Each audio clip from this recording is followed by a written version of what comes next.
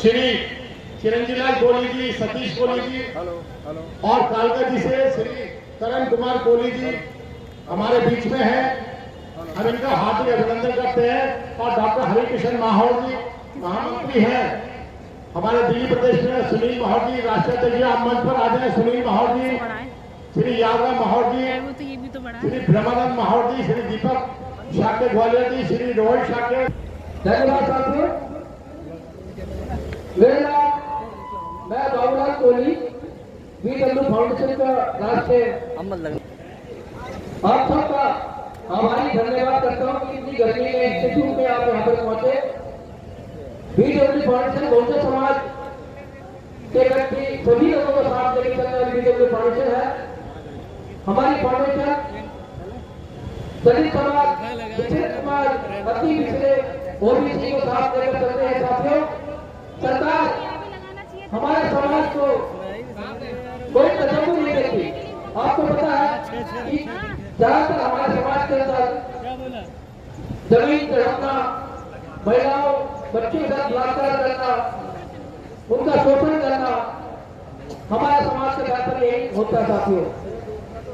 और आप अभी तक देखते हुए कि अभी तक नहीं हो गए दलित कन्या के साथ, पिछली कन्या के साथ ऐसे करार होते हैं। हमारे राष्ट्रीय अध्यक्ष, हमारे जुझारू और कर्मठ समाज सेवी हमारे राष्ट्रीय अध्यक्ष कोहली जी सभी समाजों को साथ लेकर चल रहे हैं। और इस मुहिम में हम उनके साथ हैं, इनका सहयोग करेंगे। ज्यादा न बोलते हुए साथियों, डॉक्टर सर के नेता की समय कम है, बात से लगता है। धन्यवाद। जय भीम, जय सर। धन्यवाद बाबूलाल जी। बाबा साहब भीमराव अम्बेडकर, वीरांगना झलकारी बाई, वीरांगना झलकारी बाई,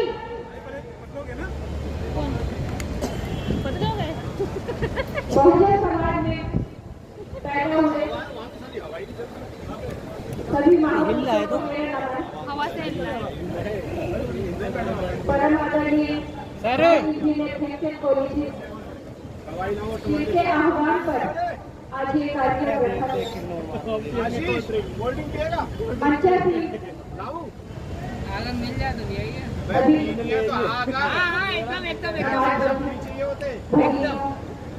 और सामने बैठे मेरे बहुजन समाज के तुम कहाँ से लेकर आओगे सभी भाई बंधु, आप सभी को मेरा नमन। क्या है और नमन इसलिए भी कि आप इस कड़ी धूप में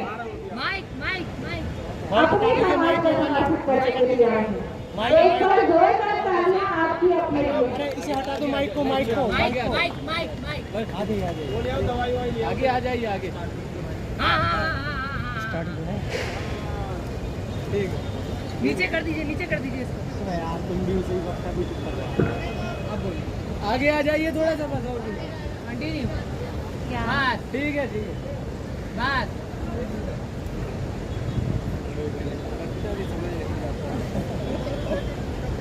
आज हमारे देश को स्वतंत्र हुए लगभग 76 साल हो गए।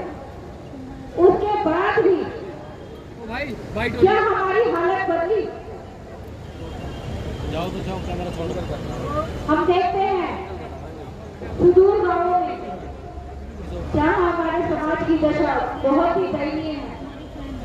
जब मैं हमारे समाज की बात करती हूँ तो उस बहुजन समाज की बात करती हूँ जो सालों से दबा कुचला है, पीड़ित है, शोषित है, वंचित है। यहाँ तक कि हमारे समाज के लोगों को इंसान भी नहीं समझा जाता। जानवरों जैसा व्यवहार होता है उनके साथ।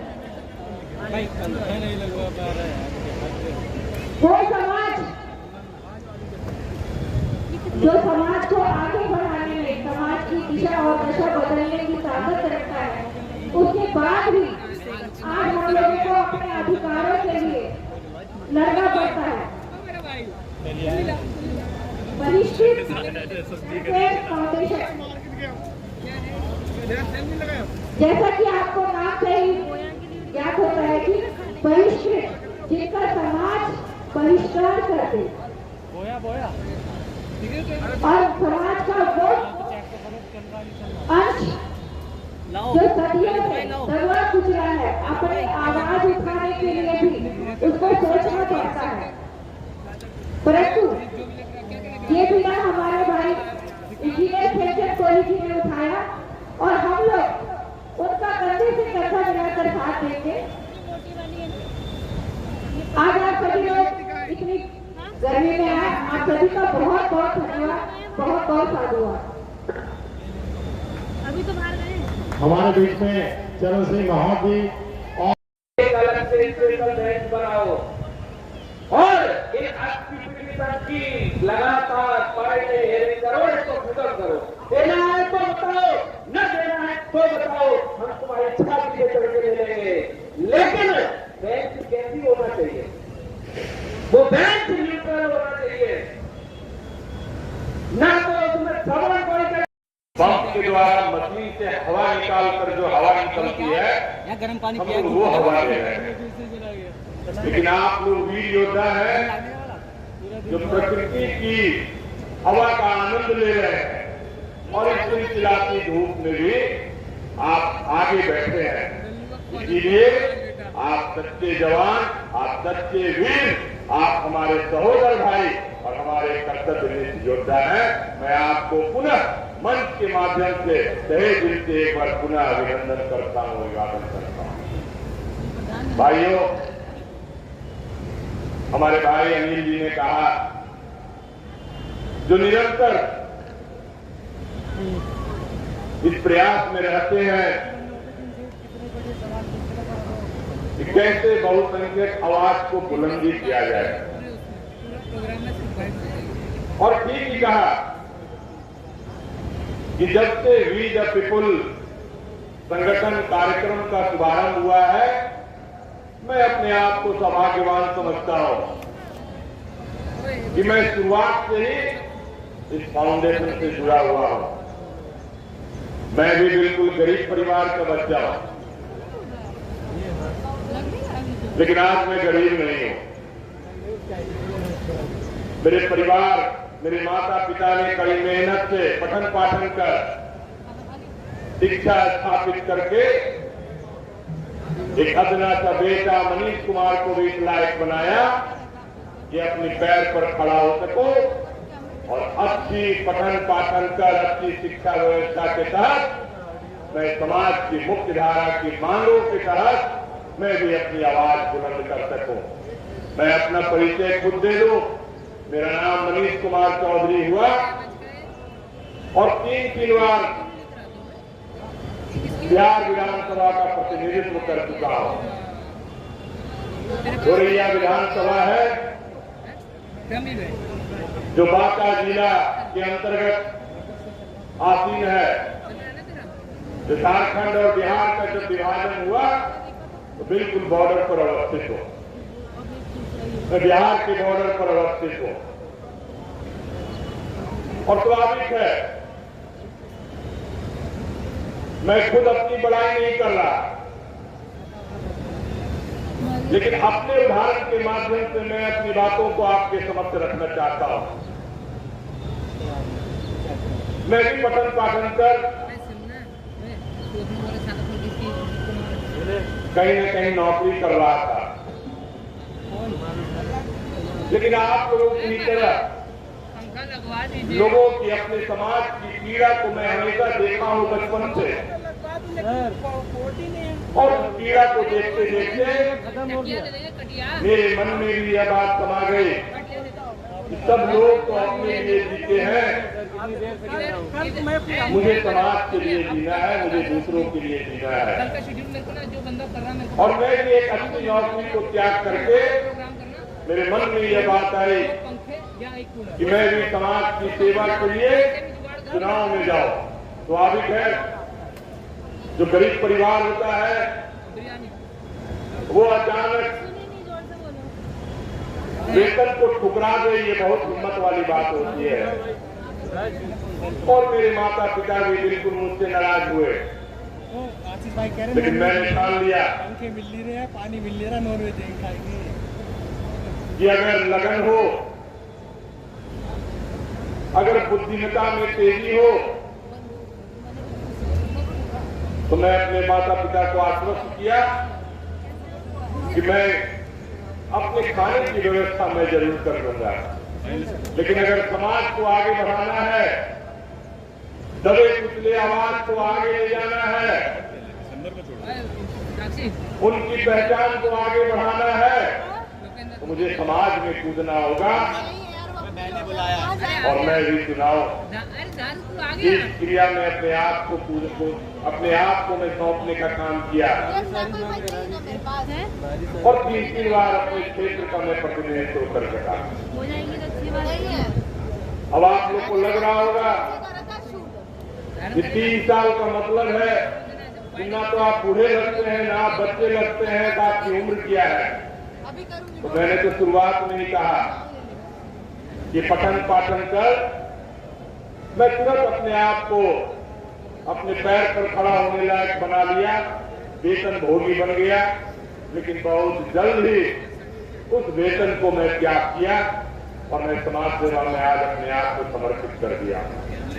और जब कभी भी वीदा पिपुलिया इस तरह का कार्यक्रम, वंचित समाज, बहुसंख्यक समाज का कार्यक्रम होता है देश के कोने में, मेरी कोशिश रहती है कि मैं अपनी उपस्थिति जरूर दर्ज करा सकूं, क्योंकि हम सब लोग मिलकर इस आवाज को जब तक आगे नहीं बढ़ाएंगे मुझे अपना अधिकार नहीं मिल सकता।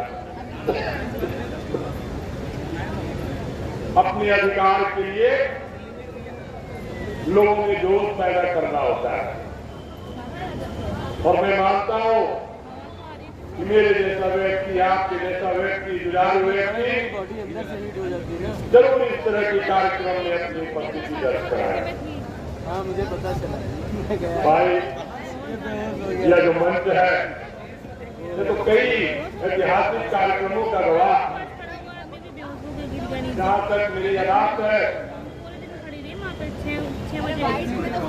इसी के ठीक बगल में वहाँ पर मंच सजा था और भव्य कार्यक्रम का आयोजन हुआ था आदरणीय पार्टी के नेतृत्व में।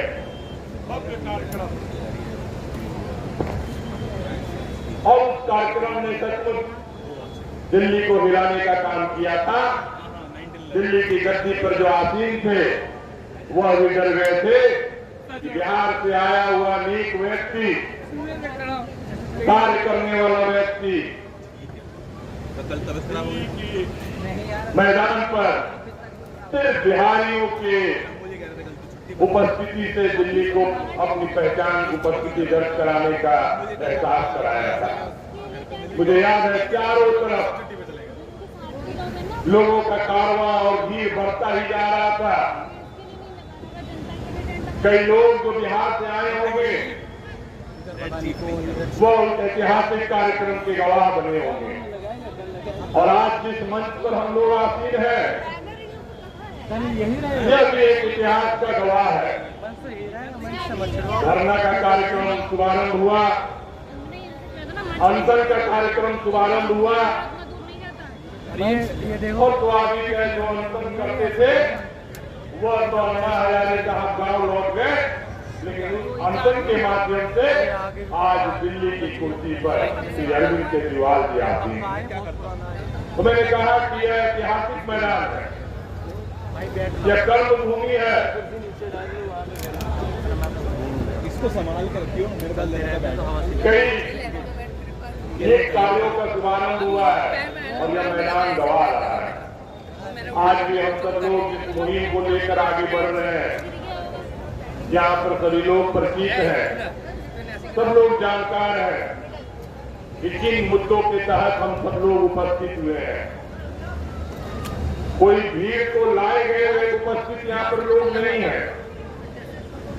जिनके दिल में खुद आवाज उठी, तरंग उठी, वह लोग स्वतः उपस्थिति दर्ज कराने आए हैं, अपनी आवाज को बुलंद करने आए हैं। और हमारी आवाज है कि कोई हम अल्पसंख्यक नहीं है, हम बहुसंख्यक हैं और बहुसंख्यक रहते हुए भी अपनी पहचान से कोसों दूर रह जा रहे हैं। क्यों रह जा रहे हैं? ये बहुत चिंतनीय और विचारणीय बात है। पता नहीं, मेरे को तो बस इतना मेरा व्यक्तिगत मानना है भाइयों कि हम लोगों में एकजुटता में कहीं न कमी है। हम लोग किसी न किसी रूप में बच जाते हैं और दल के माध्यम से तो बढ़ते ही हैं और धर्म के अंदर जाति के आधार पर भी हम लोग बढ़ जाते हैं कि हम फलाने जात के नेता हैं, हम फलाने जात के नेता हैं, हम इस समाज को नेतृत्व करेंगे। मेरा तो व्यक्तिगत आह्वान है कि भाई हम लोगों को एक जात के अंदर आना चाहिए। हम लोगों को बहुसंख्यक समाज एक जात के आधार पर हम लोगों को एकत्रित होना चाहिए और जिस दिन सारे जाति के लोग एकजुट हो जाएंगे स्वाभाविक है एक अपनी पहचान बनेगी। जितना भी कॉलम लगाए ना और हमें चिल्लाकर बताने की जरूरत नहीं पड़ेगी कि हम बहुसंख्यक हैं। खुद ब खुद देश मान जाएगा कि ये लोग असल में बहुसंख्यक हैं। और अभी हमारी क्या पहचान है? टमाटर के रूप में पहचान है कि जिसके साथ कटोगे वह सब्जी मसालेदार हो जाता है और वही पहचान अभी हमारी है। मेरा तो यही निवेदन है कि मूल रूप से अपनी पहचान बनाई जाए।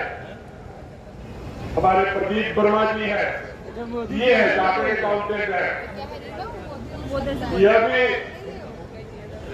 अन्य चार्टर्ड अकाउंटेंट की तरह लाख 2 लाख 5 लाख रुपया महीना कमा सकते थे, लेकिन अपने समाज के प्रति अपने आप को रोकने का काम किया। सिर्फ हम 1 2 4 लोग नहीं है, इस तरह से कई लोग हैं जो किसी न किसी रूप में अपनी समाज में अपनी भूमिका निभाते हैं। मैं इस मंच के माध्यम से एक बार उस तरह के तमाम भाइयों के प्रति भी आभार व्यक्त करता हूँ। हमारे भाई अनिल पटेल जी है, समाज के प्रति हमेशा लगे रहते हैं, हमेशा मुझे याद दिलाते रहते हैं कि कैसे अपने लोगों के बीच जाया जाए, कैसे उनके आह्वान पर हम लोगों को एकत्रित किया जाए। और हम सब लोग उसी तरह के लोग यहाँ एकत्रित हुए हैं, लेकिन जरूरत है एकजुट होने का। भाई हमारे जो चार्टर में ये जो मांग लिखा हुआ है भाइयों, ये चार्टर के अनुसार जो बहुत सारा मांग है, ये भीख मांगने से नहीं मिलेगा। अरे भीख मांगने से नहीं मिलेगा। क्या चाहिए मित्र को? इन सभी चीजों के लिए हम लोगों को एकजुट होना पड़ेगा। ठीक है, अभी ठीक हमारे पुराने वक्ता कह रहे थे कि जुडिशियरी जो सबसे बड़ी एक अंग है, इसमें हमारा अधिकार छीन लिया जाता है। ऐसी बात नहीं है कि हमारे समाज के लोग जुडिशियल के जानकार नहीं है। मैं व्यक्तिगत रूप से जानता हूँ कई लोगों को, मेरा मन नहीं कर रहा, वो चैलेंज कर सकते हैं, इस जुडिशियरी सिस्टम को चैलेंज कर सकते हैं, इतने विद्वान लोग हैं। और जब उनका नाम जो कोलेजियम सिस्टम के तहत आगे बढ़ाया जाता है, क्योंकि सरकार की यह पहचान रहती है कि भाई खाली फॉरवर्ड बन जाओगे तो बड़ा खराब लगेगा, समाज में खराब मैसेज जाएगा। देखो किसी तरह से दलित को और बैकवर्ड को घुसा दो तो किसी तरह से उसका नाम तो भूल जाता है, लेकिन जब फाइनल लिस्ट बनता है भाई तो बड़ा अफसोस होता है कि वह उत्साहित नौजवान दलित पिछड़ा बच्चा का नाम फट जाता है और वह जज की कुर्सी पर नहीं बैठ पाता है। यह सिस्टम है और इसी सिस्टम के खिलाफ हम सब लोग एकत्रित हो रहे हैं। सिर्फ जुडिशियरी की बात नहीं है, कई और अंग है। और तो और जो प्राइवेटाइजेशन जो हो रहा है, कई क्षेत्रों में प्राइवेटाइजेशन हो रहा है, इसके लिए हो रहा है जो पूर्व से पूंजीपति लोग हैं उन्हें और पूंजी से मालामाल करने की व्यवस्था हो रही है। तो हमारे समाज के लोग संघर्ष करके उनके बराबर पहुंचने की प्रयास किया जा रहा है, उन्हें लंगी लगाकर नीचे गिरा। ये तो सिस्टम है, किसी व्यक्ति विशेष के खिलाफ नहीं है। इधर से इस बुरे सिस्टम के तहत हम लोग एकत्रित होना है, हमें आवाज उठाना है। हमें संघर्ष करना है। और मेरा मानना नहीं बल्कि यह किताबों में सर्वविदित है कि जो संघर्ष करता है फल उसे ही प्राप्त होता है, यह सर्वविदित है। इसलिए हमारे संघर्ष में कभी कमी नहीं आनी चाहिए। हट है, चलिए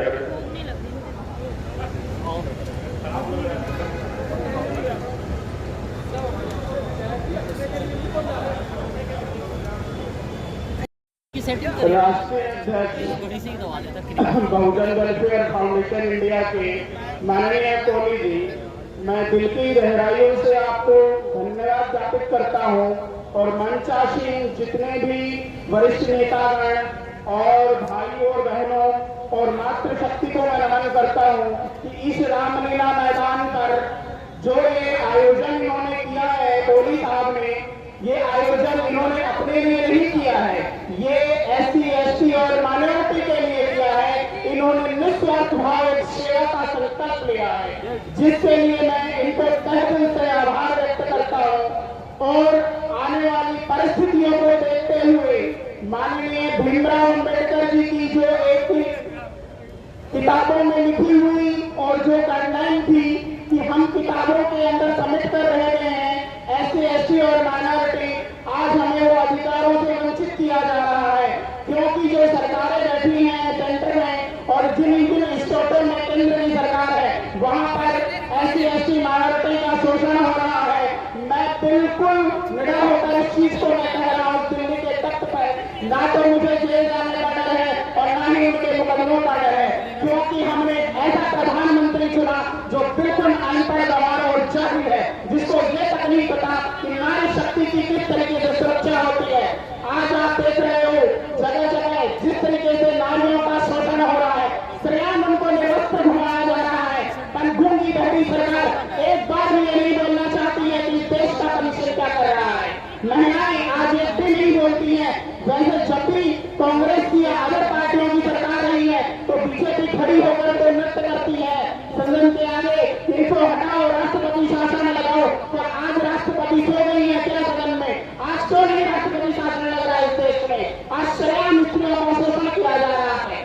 आज मजदूर रोड पर भूखा तड़प रहा है और आज किसान खाने के लिए तरस रहा है। आज उसको कीमत नहीं मिलती, उसकी जो भी वो मजदूरी कर रहा है, जो भी वो किसान खेती करता है, आज भी उसको मजदूरी नहीं मिल पाती, क्योंकि हमने वो सरकार चुनी थी, वो ऐसी सरकार चुनी थी जो खाली अपने लिए ऐसे आराम की जिंदगी चाहते हैं।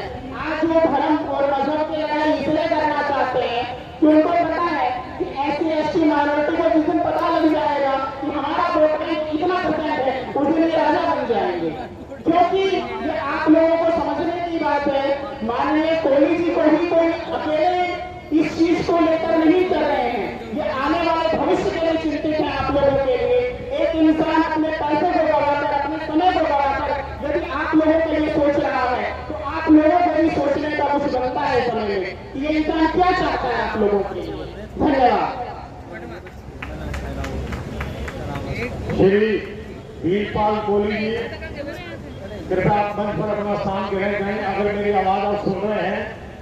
और यदुवंशी महासभा के दिल्ली प्रदेश के जुझारू अध्यक्ष भाई मनीष यादव जी से मैं आग्रह करूंगा कि कृपया मंच पर आए और अपनी बात रखें। जोरदार तालियों के द्वारा आप इनका अभिनंदन करें।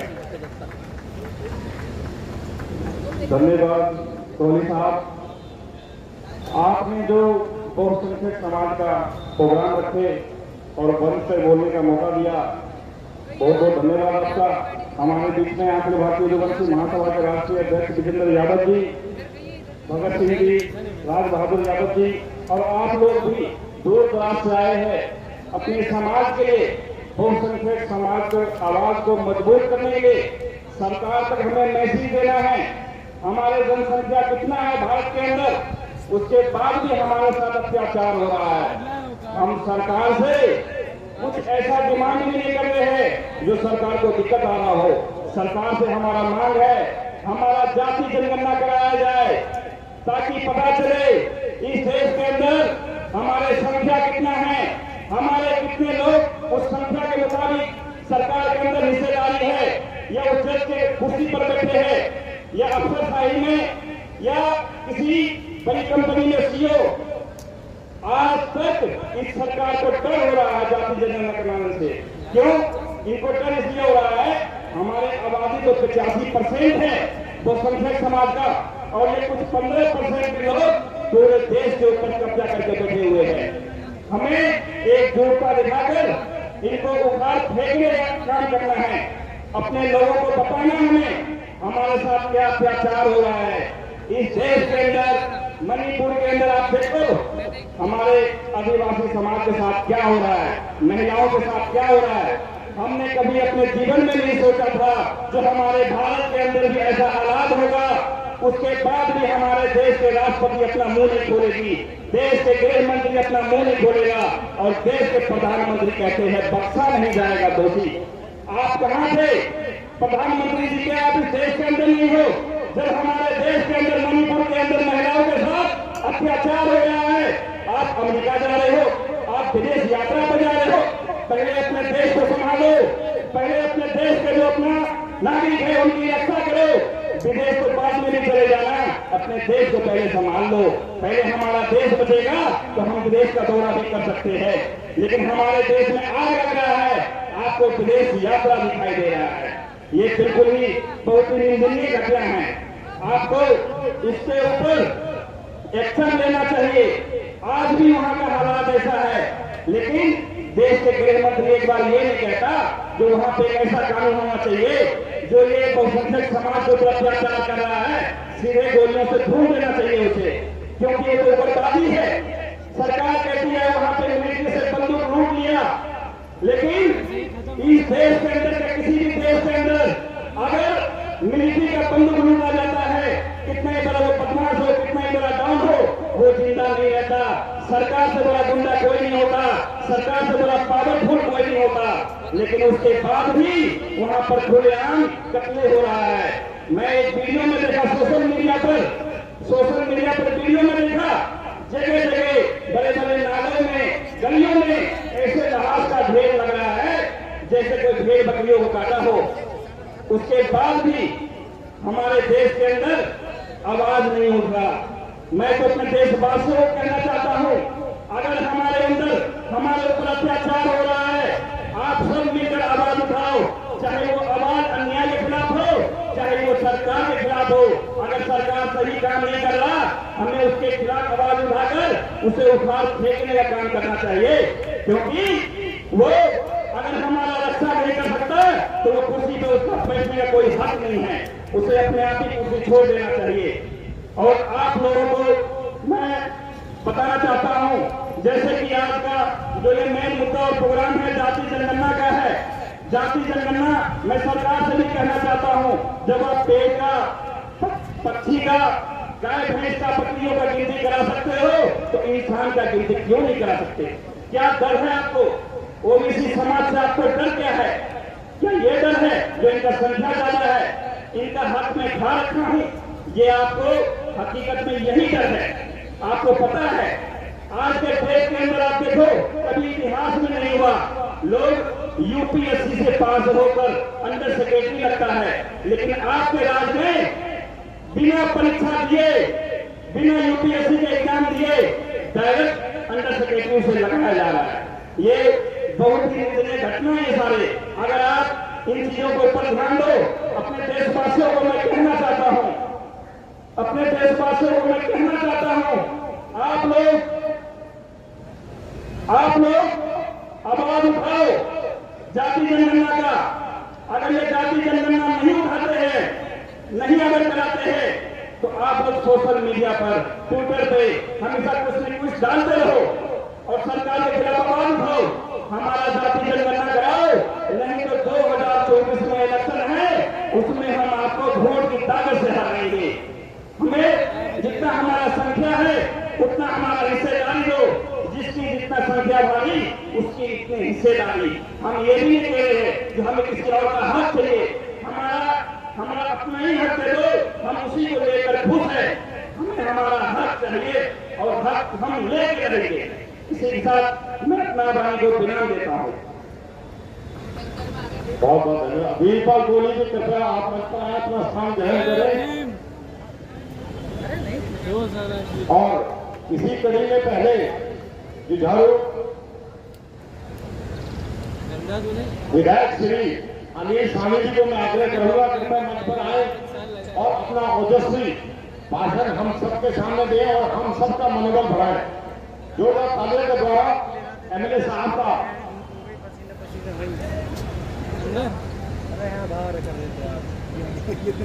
मगर जल्दी खत्म करो जल्दी। मैं तो खुद 3-3 4-4 पकड़ा दिए, मैं छोड़ छाड़ बहुसंख्यक समाज फाउंडेशन जाना तो भी ठिका के लिया, एक तो लेकर आया मैं, एक तो बेटा छोड़ के द्वारा ठिका के लिया, खा लेंगे और बंदे अपने यार खाना जा नहीं जाओ। वैश्विक समाज के पता कह दियो कि ले आओ खाना, मैं खा के भी आ गया हूँ। मांगों को लेकर जो बंदे लाना वाला होता आयोजित रैली की अध्यक्षता कर रहे हैं खाने वाला मुझे प्रेमचंद्र कोहली जी इस मंच पर उपस्थित सड़क से संसद तक गरीबों सोचों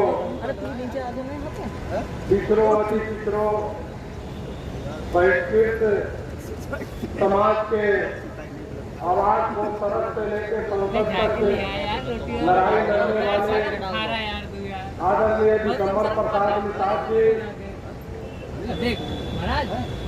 मंच पर उपस्थित सभी बहुसंख्यक समाज बहिष्कृत वेलफेयर फाउंडेशन के सम्मानित पदाधिकारीगण इस सम्मेलन में जो कार्यक्रम और आपके जो मांगे हैं, खास करके खत्म हो गया क्या अभी? जो बहिष्कृत समाज है, जो बहुसंख्यक रूप में है और आज असंगठित भी है, उसे संगठन बनाकर और इस दिल्ली के धरती पर जो आपने मांग शुरू किया है, हमें जब आदरणीय दिगंबर प्रसाद निषाद जी के द्वारा इसकी जानकारी मिली तो मैंने भी अपनी स्वीकृति दी कि हम भी दिल्ली आते हैं और इस कार्यक्रम में भाग लेंगे। आपका और इस संगठन का जो मांगे हैं, सबसे पहला मांग ठेकेदारी में बहुसंख्यकों को हिस्सेदारी मिले। मैं बताना चाहता हूँ कि जब मैं सांसद था और बिहार में विधायक तो इस संबंध में संसद में बात को उठाया था। क्या आरक्षण के अनुसार ठेकेदारी प्रथा में आरक्षण लागू करो, मैंने इस बात को उठाया था क्योंकि आज कुछ मुट्ठी बंद होगी ठेकेदारी प्रथा में अव्वल है और तो अपने पैसे के बल पर, अपने धन के बल पर हजारों लाखों करोड़ का जो टीका इस देश में निकलता है, उस पर अपना विपक्ष बनाया हुआ है। सिर्फ पिछड़ा 100 अति पिछड़ा बहुजन समाज के लोगों को, दलित लोगों को नौकरी में आरक्षण देने से नहीं होगा, ठेकेदारी में भी आरक्षण देना होगा, तब जाकर आर्थिक समानता जो है तो लोगों के बीच में आएगा। आज क्या पैमाना बना हुआ है कि जो 200-300 करोड़ का आपको NHI का आप बता रहे हैं, 2,000 करोड़ का जो टीका निकलता है, उसमें काम करने वाला कौन है? रोड बनाने वाला कौन है? एक बिल्डिंग बनाने वाला कौन है? उसमें मजदूरी करने वाला कौन है? उसमें मजदूरी और काम करने वाला हम ही लोगों का लोग है। हमारा लोग जब तक उसमें नहीं लगेगा, हमारे जो बहिष्कृत समाज के लोग उसमें जब तक नहीं लगेंगे तो एक बिल्डिंग का सड़क बनने वाला नहीं है। मगर एक टिकारी करने वाले लोग कौन है? ये टिकारी करने वाले लोग वही लोग हैं जो आज इस देश को लूट रहे हैं। मुट्ठी भर लोग जो बैठे हुए हैं वो आज लूट रहे हैं। आज उन्हीं लोगों के कारण आज जो है तो हमारे वर्ग के लोगों को ठेकेदारी नहीं मिल पाती है। तो ठेकेदारी में भी आरक्षण का मांग हम इसका समर्थन करते हैं। दूसरा है कि उच्च न्यायपालिका में बहुसंख्यकों को मिले हिस्सेदारी।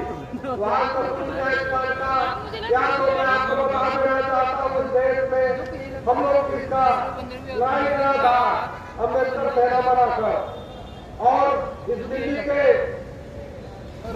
एशिया जिला मैदान में लाखों लोगों को जिताया गया था। हमारे पिता स्वर्गीय महेंद्र साहनी जी, रमैयान और लालू यादव जी ने उस सम्मेलन को भागीदारी की थी। और उस समय जो कॉलेजियम सिस्टम चल रहा है, कॉलेजियम सिस्टम के खिलाफ में हम लोगों ने उस समय आंदोलन का बिल्कुल फूका था कि कॉलेजियम सिस्टम समाप्त हो।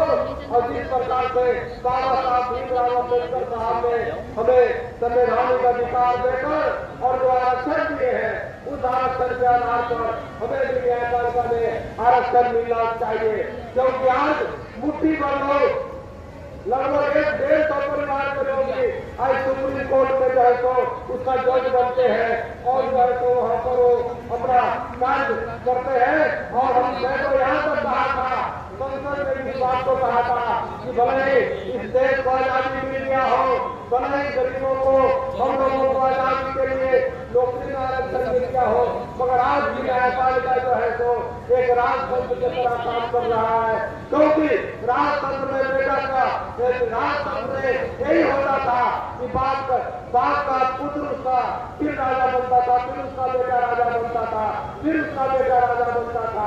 आज जो है तो कॉलेजियम सिस्टम के माध्यम से पूरे न्यायपालिका में आज आप देखिएगा तो कॉलेजियम सिस्टम लागू है और 100 परिवार 150 परिवार के बाल बच्चे ही उसमें जो है तो उच्च न्यायालय का जो है तो न्यायाधीश बनाए जाते हैं।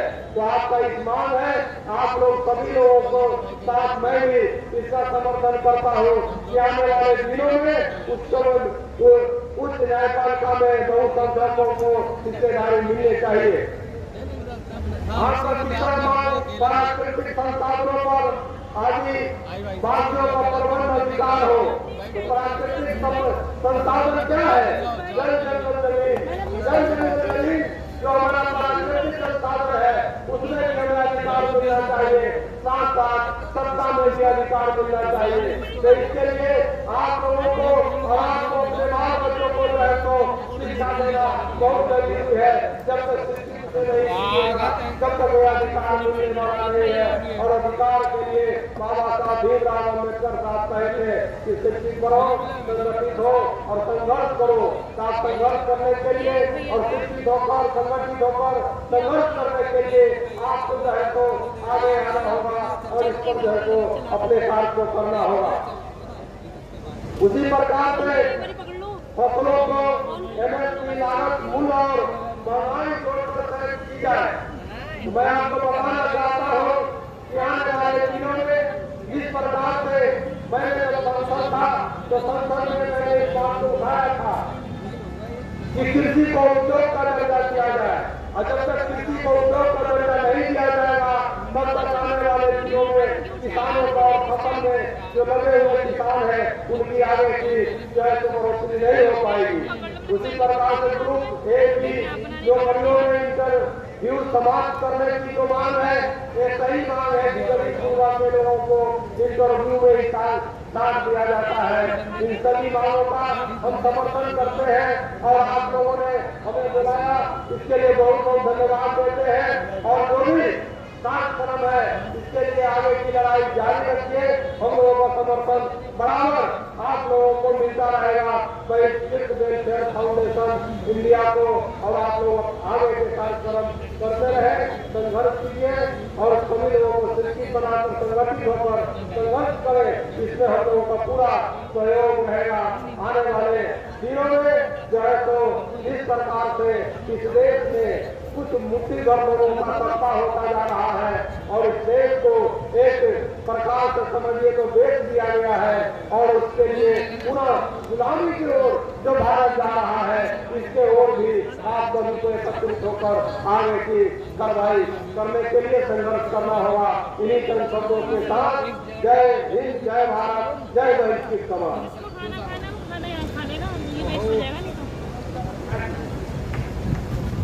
तुम इतना क्यों लेकर ये हमारे बीच में अभी पूर्व विधानसभा सांसद और पूर्व विधायक, वर्तमान में भी विधायक है साहब बिहार विधानसभा में,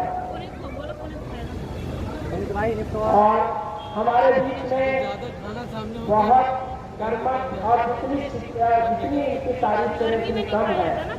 जैसे जो बहुसंख्यक समाज बी द पीपल संगठन का निर्माण हुआ है, ऐसे शख्सियत जो हमेशा हम सबको सांसद में अब हमारे बातों को उठाकर हमेशा सत्ता पक्ष को आगाह किया है, और पूर्व सांसद अब बन चुके हैं। अभी 2 महीना 3 महीना पहले जब तक ये सांसद थे तब तक इन्होंने बहुसंख्यक समाज की और बी द पीपल के संगठन के जो भी लोग लिखते थे उनके बात को सुनकर और वो सांसद के सदनों में राज्यसभा के सदनों में रखने का कार्य किया।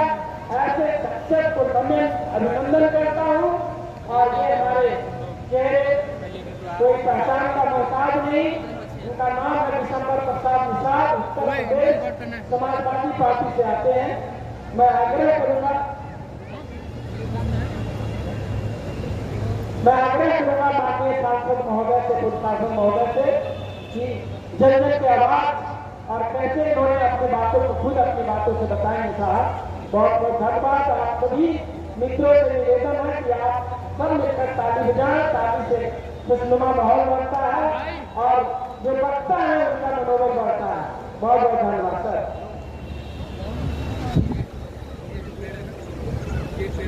बहुत बहुत धन्यवाद अनिल जी। आज ऐतिहासिक के मैदान, लामिया मैदान दिल्ली में न्याय अधिकार मंच के सभी हमारे बहुसंख्यक समाज के साथी, देश के कोने कोने से आए हुए साथी लगा लोगे, मंच में बैठे हुए हमारे सभी सामाजिक संगठनों के सभी साथी, कोहली जी, अभी हमारे डॉक्टर कुमार साहनी जी बिहार से बोल रहे थे, जो राज्यसभा के सांसद विधायक हैं। साथियों, क्योंकि जैसे हमें बताया गया, पता चला पहले तो परमिशन नहीं मिल रहा था, लग रहा था परमिशन नहीं मिलेगा, पंडाल नहीं लगता है। अवस्था हुई है तो कल के लिए हम चाहेंगे महोदय से कि कल कुछ आए प्रोग्राम होगा, पूरे देश के लोग, हमारे जो चैनल यूट्यूब के बने हैं उसके माध्यम से भी आपका संदेश पूरे देश में जा रहा है कि भारतीय जनता पार्टी एनडीए के माध्यम से संविधान को खत्म करने जा रही है। परम पूज्य बाबा साहब अम्बेडकर ने संविधान के माध्यम से हमको आजादी दिलाई, आर्थिक आजादी, सामाजिक आजादी, पढ़ाई लिखाई की आजादी। अब सारा का सारा खत्म हो रहा है। आप देख रहे हैं कि आजादी के इतने साल बीतने के बाद जो राइट टू एजुकेशन था, संविधान के अनुच्छेद 21A में व्यवस्था है कि 6 साल से 14 साल के बच्चे को राष्ट्रीय शिक्षा समाज शिक्षा होनी चाहिए। इन लोगों ने उसको लागू करने का काम नहीं किया, क्योंकि जानते हैं कि बहुसंख्यक समाज पढ़ना चाहेगा, सवाल करेगा, इसलिए सवाल न कर सके। ये केवल 5 किलो अनाज का टिका है, इसलिए धीरे धीरे करके हमारा आरक्षण, संविधान में जो हमें अधिकार, संवैधानिक अधिकार सारे के सारे खत्म हो रहे हैं। हमें तो महसूस हो रहा है कि देश में मौसमी इमरजेंसी है। आज कोई बोल नहीं सकता है, अगर इसको मारा जाए रो नहीं सकता है। ये कैसा कानून है, अंधा कानून है कि कोई मारे रोए भी ना, इतनी शक्ति दी गई है। हमारा लोग अगर अपने आरक्षण की बात कर उनके झूठे में लगाए जाते हैं। अगर अपने जमीन जायदाद अपनी माँ बहन बेटी की इज्जत के लिए खाने जाते हैं, वहां भी उनको मारा चुकाया जाता है, झूठे केस लगा दिया जाता है। हमारे देश की बेटियों खिलाड़ी बेटियों ने जंतर मंतर में धरना दिया, कितने दिन से धरना दिया, और प्रधानमंत्री ने राजतंत्र का एक स्तंभ खड़ा किया। उसी दिन से पता चल गया जब लोकतंत्र खत्म होने वाला है। एक तरफ जंतर मंतर में हमारी बेटियां जो देश के लिए हासिल किया, वो मैडल जीत दिलाई, उनको पुलिस से कुचलाया जा रहा था, उनको रोना जा रहा था। पता चल गया था कि राजतंत्र आज से शुरू हो गया। इस तरह से विषय तो बहुत है, विषय आप चाहे तो उठा लीजिए। हम लोग तो 1991 में पहली बार मेले करके आए थे, तब के जमाने से अब देखें जस्ट उल्टा हो गया है। पहले हम देखते थे कि जंतर मंतर हो, हम उत्तर प्रदेश की विधानसभा में देखते हैं, विधानसभा के सामने धरना स्थल था। लोग 3-3 साल तक अपनी मांगों को लेकर के धरना स्थल पर बैठे रहते थे, भूख हड़ताल करते थे, आवाज करते थे। लोकतंत्र में अपनी बात कहने का अधिकार है, लेकिन सरकार जो अपने को कहती है देश में डबल इंजन की सरकार तमाम जगह चला रही है। मणिपुर की घटना से पता चल गया इनकी क्या मंशा है। एक तरफ हिंदू मुस्लिम की बात करते हैं, हिंदू की दुहाई करते हैं, क्या हमारी बेटियां बहन बेटियां क्या धर्म में बांटी जाएंगी, जात में बांटी जाएंगी। भाई जी हमारा मतलब यही कोई बड़े नेता की मंत्री की बेटियां होती, देश के बड़े अधिकारी की बेटियां होती, तो क्या इस तरह उनके साथ होता? अगर होता भी तो क्या पूरे देश में कहना चाहता। लेकिन मैं अपने बहुसंख्यक समाज से कहना चाहता हूँ, परंतु बाबा साहब ने हमें वोट देने का अधिकार दिया। अगर आप 2024 में नहीं देते, वो सबसे बड़ा हथियार आते वोट डालने वाला छीन लिया गया, आप क्या बचेगा? फिर राजतंत्र स्थापित हो गया है, राजा रानी के पेट से पैदा होगा। राजा बहुसंख्यक समाज के पास है नहीं, तो राजा पैदा कैसे करेंगी? बहुसंख्यक समाज के लोगों आने वाले समय के लिए आज सावधान हो जाओ। बाबा साहब ने कहा था ये संसद जो है जब तक संसद में आप लोग कब्जा नहीं करेंगे तब तक आपको न्याय नहीं मिलेगा। लेकिन जो भी हमारे भाई बहुसंख्यक समाज के लोग भारतीय जनता पार्टी में हैं, उनसे कहना चाहते हैं उनका जमीन करना चाहिए। आज हमारी देश में कुचली जा रही है, आज देश कुचली जा रही है। क्या तुम यही इसीलिए तुम लोग संसद में बैठे थे, इसीलिए तुम लोग जो है लोकतंत्र के संविधान की कदम उठाएगी। आपको नाराज है, आपको जमीन करना चाहिए, चाहे हमारे शीर्ष नेता तुम्हें चाहे बैठे हो। देश की महामहिम राष्ट्रपति जी है, उनसे गुहार लगाना चाहते हैं जब देश की आदिवासी बेटियां इस तरह होगी, उनको न्याय नहीं मिलेगा तो देश में क्या होगा? पूरा विश्व देख रहा है कि भारत में ऐसा मानव अधिकार महंगा हो रहा है। महिला आयोग चुप है, देश के मानव अधिकार आयोग चुप है, क्यों चुप है? क्यों ताला लगाया जा रहा है? हमें तो लगता है कि संसद भवन में भी कुछ दिन में ताला लग जाएगा, वहाँ जुबान में ताला भी लगाया जा रहा है। फिर जो आदेश होगा चीन की तरह परमानेंट प्रधानमंत्री हो जाएंगे, जो कहा जाएगा वही चलेगा। इसलिए हमारे साथियों ने लंबे ऐसे जो हमारे मंच में साथी तमाम बैठे हैं, तमाम संस्थों के हैं, इन्होंने कितना प्रयास है कई वर्षों से लगातार, आप लोग नहीं जानते हो कितना खून पसीना लगा करके धूप में बहुत से लोग कहते हैं धूप है, कुर्सियों के ऊपर पंडाल नहीं है, हम खेती करते हैं, किसान करते हैं, हमारी फसल खड़ी है खेत में, तो क्या धूप में काम नहीं करते हैं? अपनी फसल को नहीं काटते, अपनी रखवाली फसल की नहीं करते हैं। इसी तरह से अपने संविधान की रखवाली के लिए हमें धूप में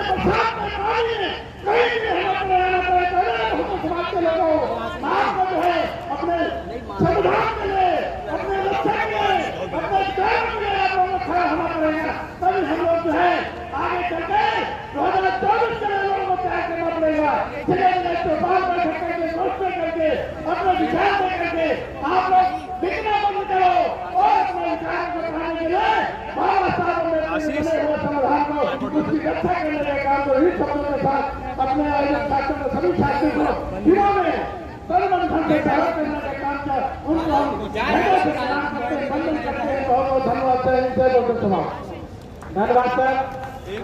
देखिए आप लोग को सूचना है कि ये कार्यक्रम निरंतर चलते रहेगा, चाहे कॉन्स्टिट्यूशन क्लब में हो, चाहे जंतर मंतर पे हो, चाहे सड़क पे हो। ये कार्यक्रम रुकने वाला नहीं है, चाहे 10 से हो चाहे 10 लाख से। और माननीय सांसद का बहुत बड़ा सहयोग इस पर रहा है और कल भी कई सारे माननीय सांसद, क्योंकि अभी सत्र में सैटरडे संडे के दिन में माननीय सांसद अपने क्षेत्र में चले जाते हैं फ्राइडे को। कल संभवतः कई अच्छी शख्सियत यहाँ पे उपस्थिति देंगे।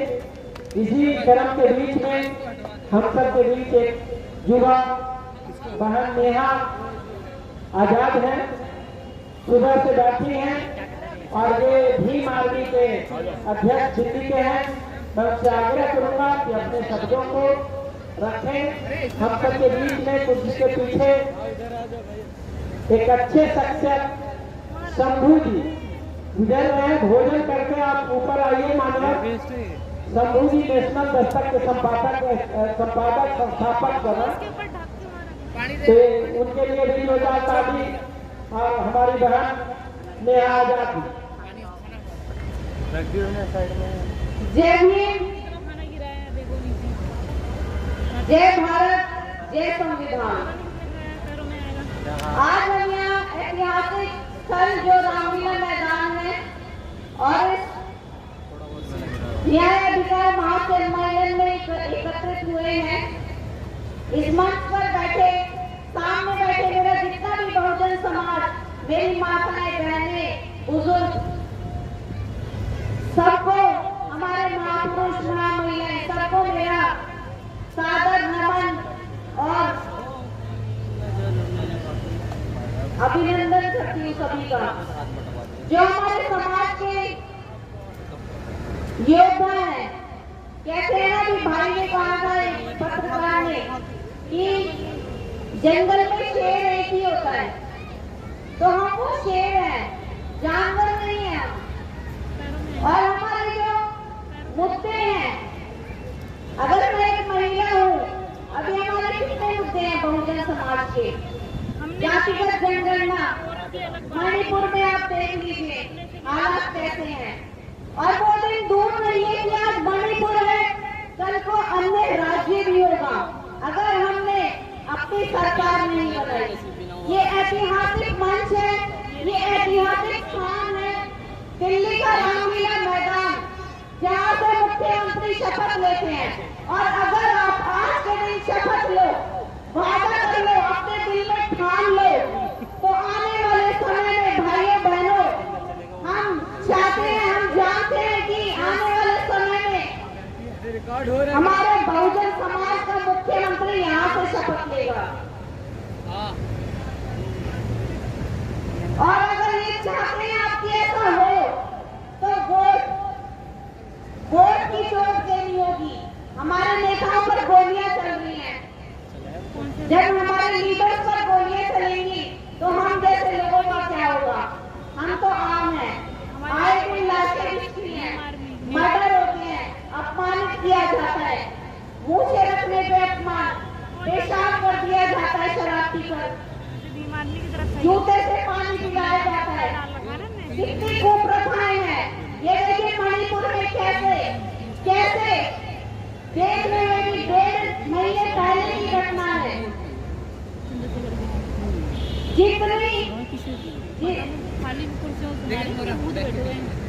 बाबा साहब ने कहा था कि जो कौम अपना इतिहास नहीं जानती वो अपना इतिहास बना भी नहीं सकती।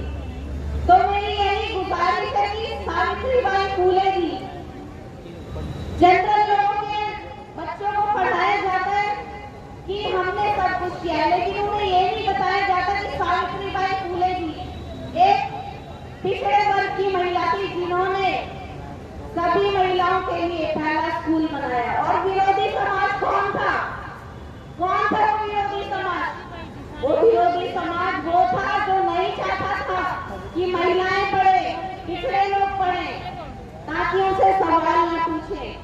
और वो डालेगा क्या? राजनीतिक लड़ाई में तालियां मिलती हैं, लेकिन सामाजिक लड़ाई में मेरे भाइयों बहनों हमें अपनों से ही लड़ना पड़ता है। सबसे पहले अपने परिवार से ही लड़ना पड़ता है और हमें लड़ना पड़ेगा।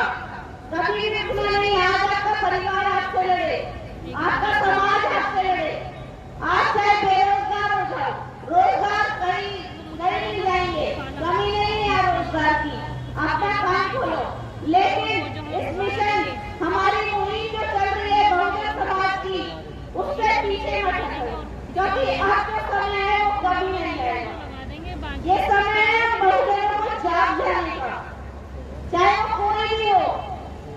आज मैं इस ऐतिहासिक मंच से दिल्ली के रामलीला मैदान से यहाँ खड़ी है और आह्वान करती हूँ अपने बहुजन समाज का, महिलाओं का, कि वो आए, जुड़े हमारे साथ। कोई भी सामाजिक संगठन हो, चाहे हमारा संगठन हो, लेकिन जुड़िए और एकजुट रहिए।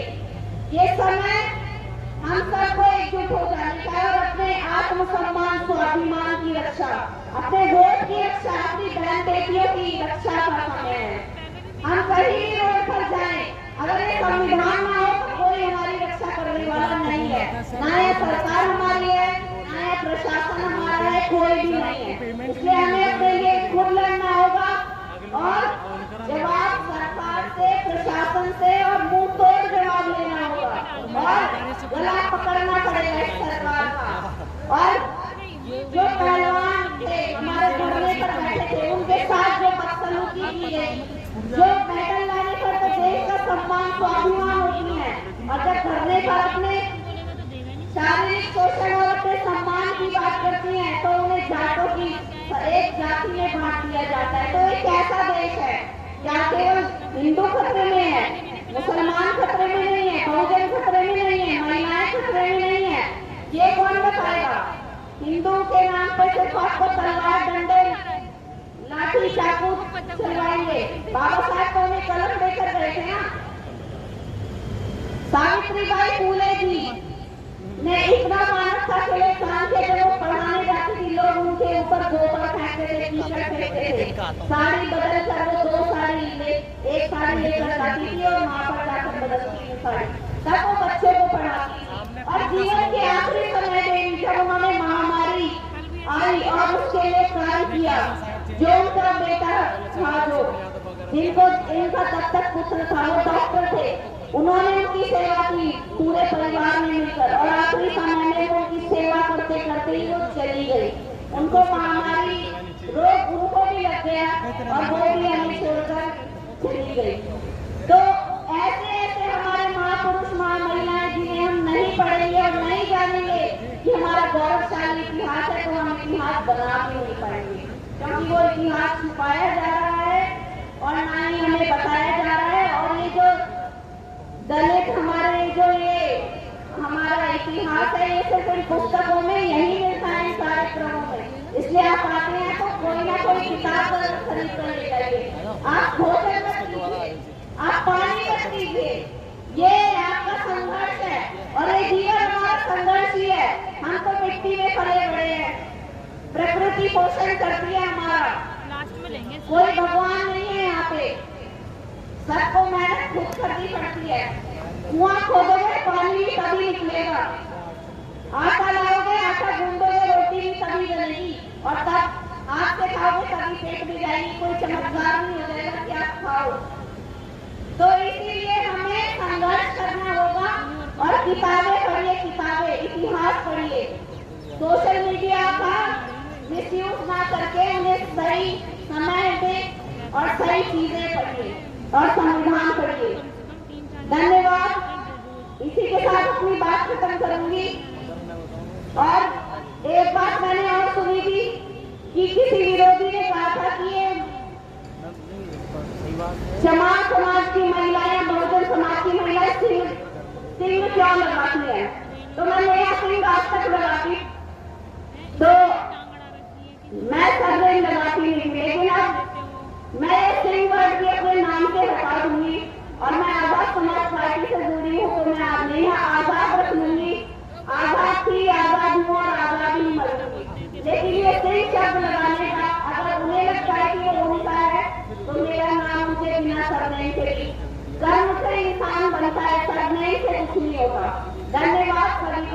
की जय भारत जय संविधान। धन्यवाद बहन।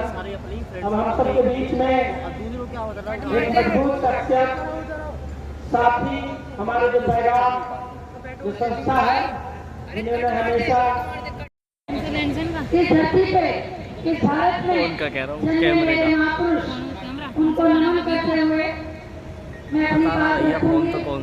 मंच पे आसीन हमारे सांसद, उनका मैं हार्दिक अभिनंदन करूंगी और मेरे साथी जो मंच पे बैठे हैं, मेरे भाई बहनें, उनका मैं हार्दिक अभिनंदन करूंगी और जो मेरे पूरे राज्यों से आए मेरे भाई, मेरी बहनें, मेरे बच्चे, इतनी गर्मी में उनका तो मैं विशेष हार्दिक अभिनंदन करूंगी।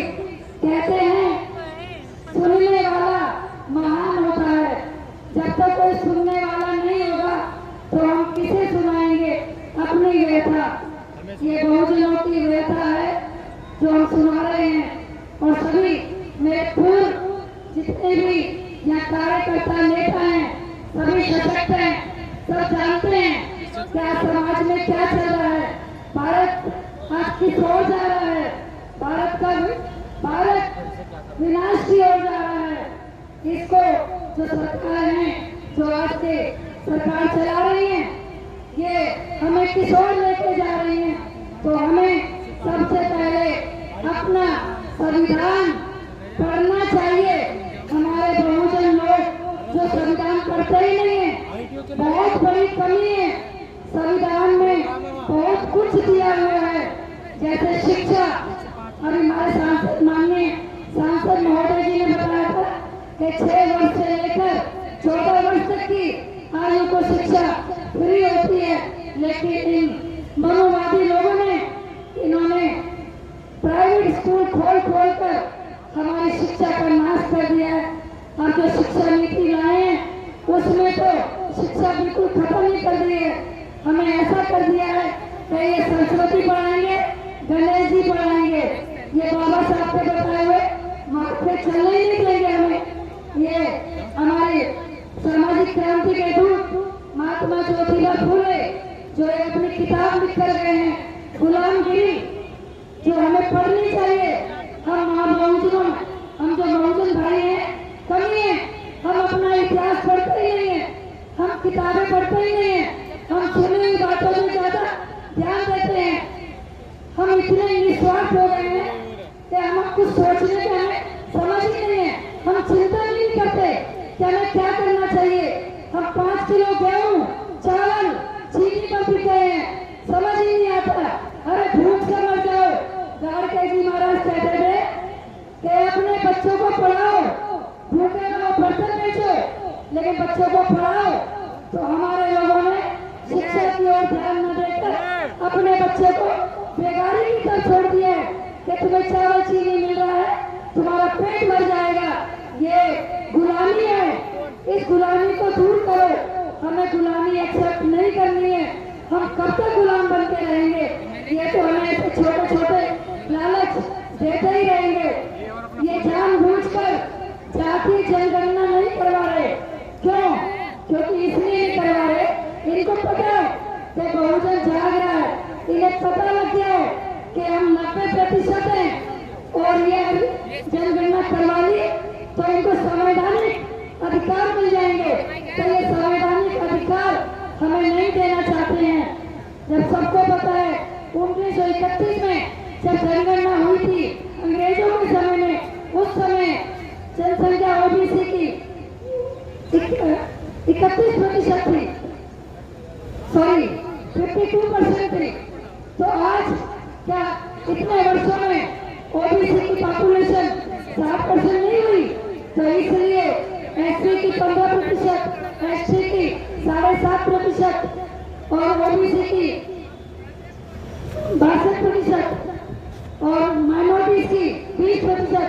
तो कहने का अर्थ ये है कि हम भारत के राजा हैं, हम शासक हैं, हम क्यों इनसे मांग रहे हैं? जागरूक हो जाओ, संगठित हो जाओ विचारों से। जब तक विचार नहीं बदलेंगे, सोच नहीं बदलेगी, काम होने वाला नहीं है। क्योंकि हमारे लोग लोकसभा राज्यसभा में इतने सांसद बैठे हुए हैं, तो क्या वो हमारी सुन रहे हैं? नहीं, वो सरकार के गुलाम नेता हैं, वो हमारी कभी नहीं सुनेंगे। इसलिए ऐसे लोग चाहिए हमें भारत में, जो स्वार्थी ना हो, जिनको कोई स्वार्थ ना हो, समाज के बारे में सोचते हो। बाबा साहब ने कहा है कि शिक्षा वो शेरनी का दूध है, जो पिएगा वो दहाड़ेगा। इसलिए आज भारत में शिक्षा तो है, जो साक्षर है हम लोग। असली शिक्षा है सामाजिक शिक्षा। समाज के बारे में पता ही नहीं है लोगों को कि समाज क्या है। समाज एक समूह है जो लोगों से मिलकर बनता है, और हमें समाज के बारे में सोचना है। इसलिए हे मेरे बहुजन भाइयों, जाग जाओ, बहुत विकट समय है। अगर हमने ऐसा ही हम लोग भटके रहे और बिखरे रहे, क्योंकि आज भी भारत में इतने संगठन हैं जो कि अपने में खुश हैं, जाति संगठन बना के अपने में खुश हैं कि हमने संगठन में बन गए, हम अध्यक्ष हो गए, हमें पद मिल गए। हर पद को मारो गोली। हमें समाज में काम करना है, जमीन पे काम करना है। जमीन पे जाओ, गांव-गांव जाओ, शहरों में जाओ, गलियों में जाओ, मोहल्लों में जाओ, समाज को बताओ कि हमारी क्या पीड़ा है, क्या चाहिए हमें। तो इसलिए हमें समाज में सामाजिक काम करना है, सामाजिक परिवर्तन लाना है। जब तक समाज में परिवर्तन नहीं होगा, काम नहीं बनेगा। राजनीति तो आनी जानी चीज है, ये तो आज है ही, कल दूसरे के पास है, लेकिन ऐसी राजनीति चाहिए जो समाज का कंट्रोल हो, समाज जो चाहे वो राजनीति करे। इसलिए हमें ऐसा समाज बनाना है, ऐसे समाज का निर्माण करना है कि जो समानता, स्वतंत्रता और भाईचारा का हो। हमें समानता कहाँ मिली है? हमें बोलने तक का अधिकार नहीं है। ज्यादा बोलोगे तो जेल में डाल दिए जाओगे। कहाँ न्याय है? शिक्षा खराब कर दी, रेल भेज दिए, हवाई जहाज भेज दिए। ये सरकारें ऐसी करती रहेंगी। हम राजा हैं, बाबा साहब कह रहे हैं हम शासक हैं देश के, हम मूल निवासी हैं। तो इसलिए जाग जाओ, से जागने की जरूरत है।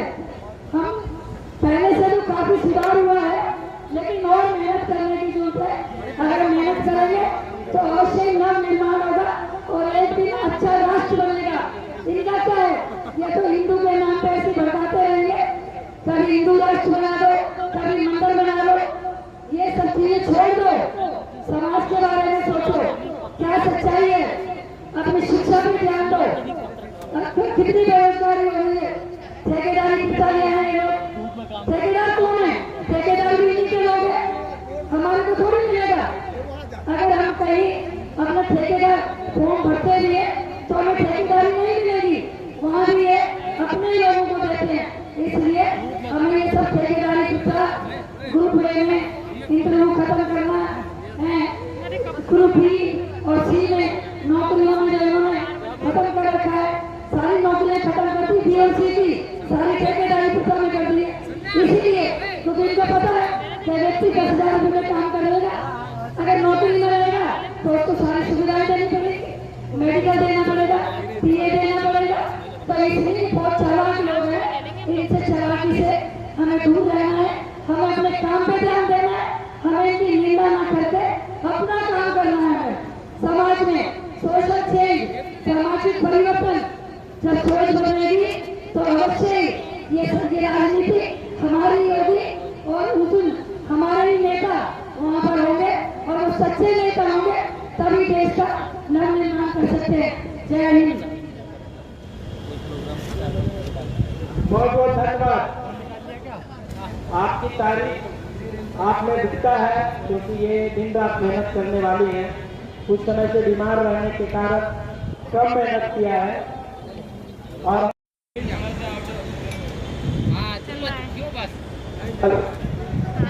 मंच पे बैठे सभी सम्मानित सदस्य, आज का जो ये कार्यक्रम है बहुजनों के लिए बहुत ही इम्पोर्टेंट है। और इम्पोर्टेंट इसलिए है कि पिछले कुछ दिनों में हम लोग लगातार देखे हैं कि बहुजन समाज के ऊपर किस प्रकार से एट्रोसिटी हुई है। और जब बहुजन समाज के ऊपर एट्रोसिटी होती है तो उससे भी ज्यादा दुखद बात ये होती है कि हमारे लोग जब पुलिस में शिकायत करने जाते हैं तो चंद लोग जो शासन और प्रशासन में बैठे होते हैं वो अपनी जाति का धौंस दिखाकर या उस व्यवस्था के तहत या पूर्वाग्रह से ग्रसित लोग जो लोग किसी भी कारण से पीड़ित या पीड़िता होते हैं उनकी शिकायत भी दर्ज नहीं करते। तब मैं दो शब्दों में अपने लोगों को बस इतना कहना चाहता हूं कि आप सब लोग संगठित हो जाएं।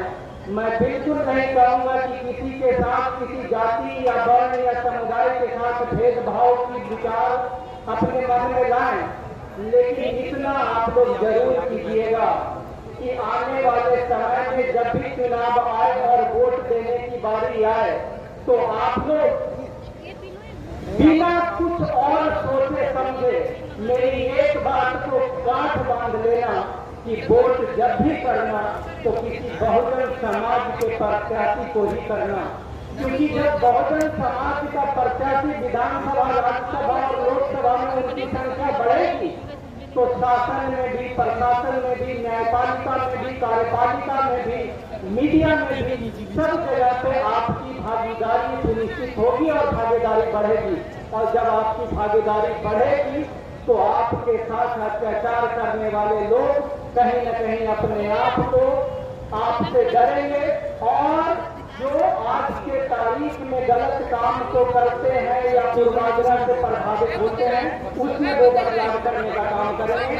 मैं बहुत ज्यादा समय देते हुए नहीं, बस इतना फिर से निवेदन करना चाहूंगा कि आप अपना वोट जब भी दें तो किसी भी बहुजन प्रत्याशी, SC, OBC या माइनॉरिटी के प्रत्याशी को ही दें, ताकि देश की सरकारें यह जान जाए कि अब बहुजन के लोग किसी भी गैर बहुजन लोगों को वोट नहीं देंगे तो मजबूरी में उनको टिकट भी बहुजन को देना पड़ेगा और उससे आपकी इस देश में ताकत और क्षमता बढ़ेगी। बस इन्हीं चंद शब्दों के साथ मैं अपनी वाणी को विराम देता हूं। धन्यवाद।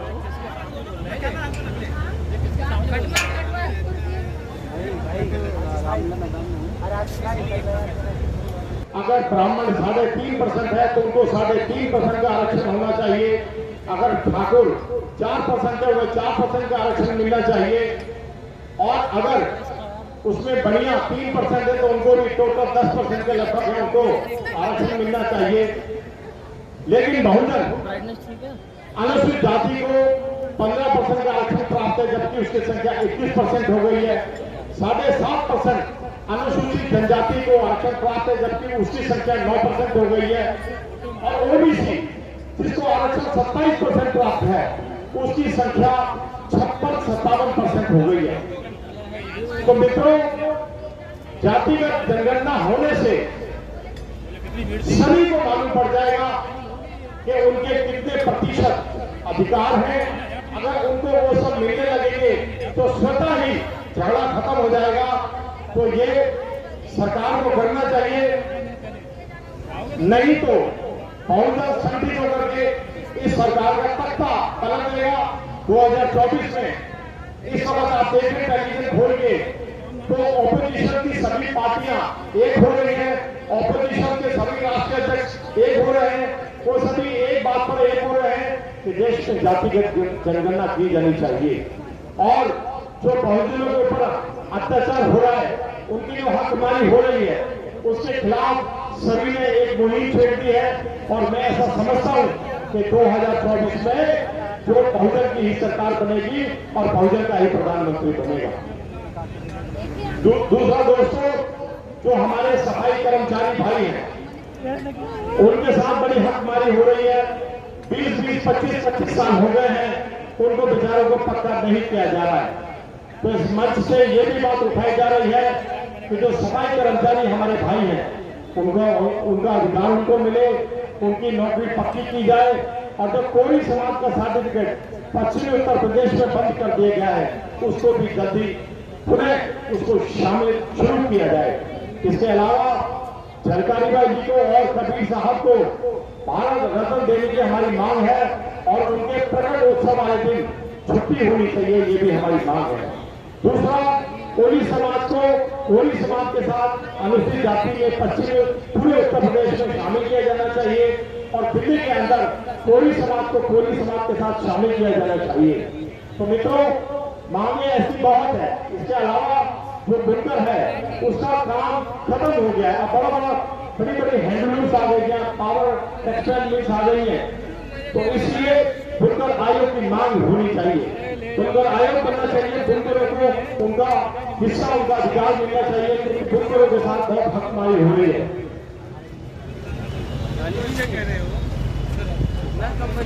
बहुत बहुत धन्यवाद कोहली साहब, आपका मेहनत चल रहा है और इसी के हमारे मीडिया साथियों को, दिल्ली पुलिस को, बटालियन फोर्सेस को, जो साथी संगठन हमारे बीच में यहाँ चिलचिलाती गर्मी और बरसात को परवाह किए बगैर यहाँ पे दिन भर अपनी उपस्थिति दिया, हम सभी भाइयों को बहनों को मैं दिल की गहराई से नंदन अभिनंदन करता हूँ और आज का सभा यहीं पे समाप्त करते हुए कल के लिए आप लोग का आग्रह करता हूँ। कल जो आज कठिनाई हुई है, अभी आपने देख रहे हैं कि अभी हम लोग आगे चांदनी वगैरह का, जिससे गर्मी से राहत मिले, बरसात के लिए भी हमारे पास व्यवस्था है, रेनकोट वगैरह की व्यवस्था है। कल हम